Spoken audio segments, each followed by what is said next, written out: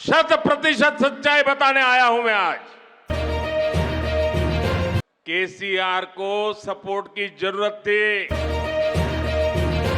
वो एयरपोर्ट में पूरी फौज लेकर के मेरा स्वागत करने के लिए आते थे।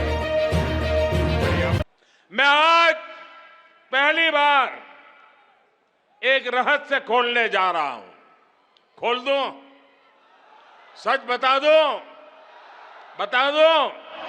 बता दूं भाइयों? पहले कभी नहीं बताया, आज बता देता हूं।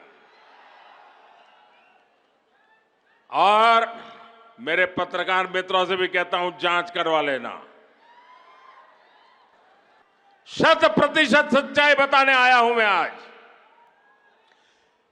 जब हैदराबाद म्युनिसिपल कॉरपोरेशन का इलेक्शन हुआ, भारतीय जनता पार्टी 40-45 सीटें जीत करके आ गई।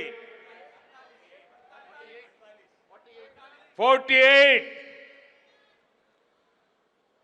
किसी को बहुमत नहीं मिला। केसीआर को सपोर्ट की जरूरत थी। और आपने देखा होगा, हैदराबाद कॉरपोरेशन के चुनाव के पहले वो एयरपोर्ट में पूरी फौज लेकर के मेरा स्वागत करने के लिए आते थे।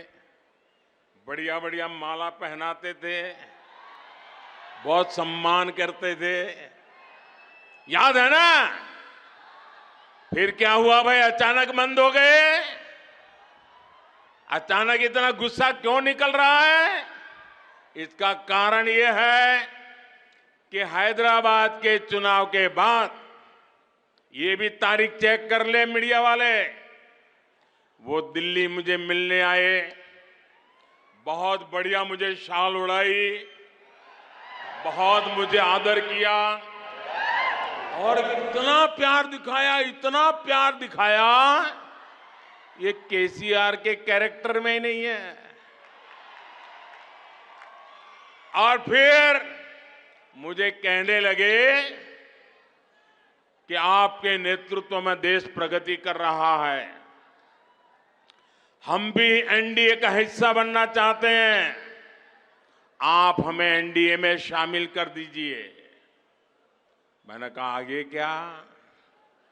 बोले हैदराबाद में म्युनिसिपल कॉरपोरेशन में हमारी मदद कर दीजिए। मैंने केसीआर को कहा, आपके कारनामे ऐसे हैं, मोदी आपके साथ जुड़ नहीं सकता है। हैदराबाद में हमें विपक्ष में बैठना पड़ेगा तो बैठेंगे। केसीआर की सरकार हमारे कार्यकर्ताओं पर जुल्म करेगी तो जुल्म सहेंगे, लेकिन हम तेलंगाना की जनता से दगा नहीं कर सकते हैं। भले तेलंगाना की जनता ने हैदराबाद में हमें पूर्ण बहुमत दे दिया, लेकिन 48 सीट भी तेलंगाना का भाग्य बदलने की शुरुआत है। और मैंने उनसे हर प्रकार से मदद करने का इनकार कर दिया। उनको एनडीए में एंट्री देने से इनकार कर दिया। उसके बाद उनका दिमाग फटका। फिर तो वो भांति भांति से दूर भागने रहे। मैं भ्रष्टाचार के सवाल पूछने लगा, फिर एक बार दोबारा आए। वो मुझे कह रहे हैं कि मोदी जी, मैंने बहुत काम कर लिया, अब मैं सारा कारोबार केटीआर को दे देना चाहता हूं। मैं एक बार केटीआर को भेजूंगा, आप जरा उसको आशीर्वाद दे देना।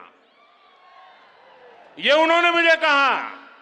मैंने कहा, केसीआर, ये लोकतंत्र है, तुम कौन होते हो बेटे को राजगादी दे? तुम राजा महाराजा हो क्या? क्या तुम राजा महाराजा हो क्या? अरे तेलंगाना की जनता तय करेगी किसको बिठाना है, किसको नहीं बिठाना है।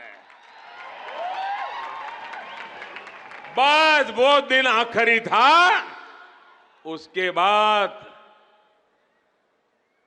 एक बार भी वो मेरे से आंखें नहीं मिला पा रहे हैं। मेरा परछाया भी देखने की हिम्मत नहीं बची उनकी।